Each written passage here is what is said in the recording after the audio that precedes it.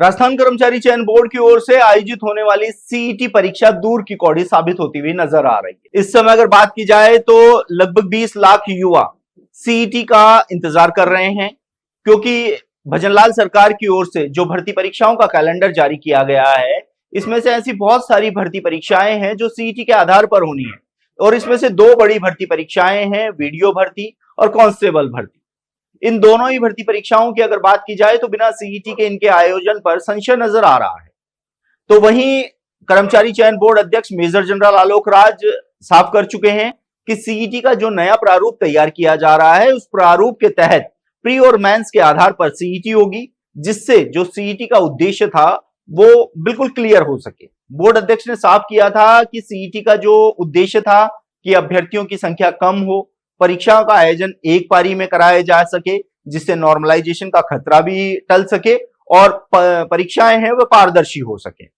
अब सरकार के स्तर पर यह फाइल है, कौन से प्रारूप पर मोहर लगती है इस बात की भी अभी तक किसी भी प्रकार की कोई सूचना नहीं है। लेकिन सीईटी का आयोजन नहीं होने से जो 20 लाख अभ्यर्थी हैं वो असमंजस की स्थिति में है।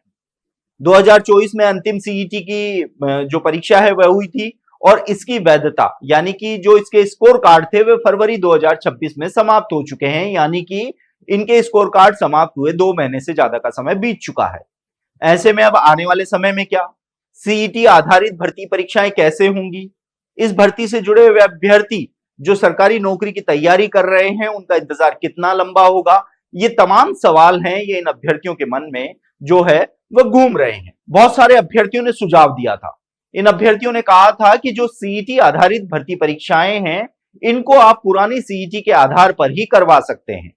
ये मांग हमने युवाओं की हमारे प्लेटफॉर्म से भी उठाई थी। एजुकेशन नगरी के माध्यम से हमने कोशिश की थी कि जो तमाम जिम्मेदार लोग हैं उन तक पहुंचाए जाए।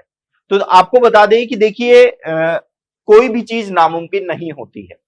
सीईटी के आयोजन की अगर बात की जाए तो बोर्ड अध्यक्ष ने साफ किया है कि दिसंबर में सीईटी का आयोजन हो सकता है, लेकिन अभी दिसंबर का महीना आने में 8 महीने का समय बाकी है और इस दौरान लगभग 9 भर्ती परीक्षाओं का आयोजन होना है।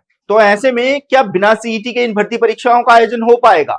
यदि सरकार सीईटी पुरानी जो 2000 उसके आधार पर ही भर्ती परीक्षाओं के आयोजन को हरी झंडी देती है तो ये परीक्षाएं सीईटी के आधार पर हो सकती है। और अब कुछ हद तक इस पर मंथन भी चल रहा है कि युवाओं के भविष्य को ध्यान में रखते हुए क्या फैसला लिया जाए, क्योंकि नई सीईटी का आयोजन इतनी जल्दी करवाना संभव नहीं है।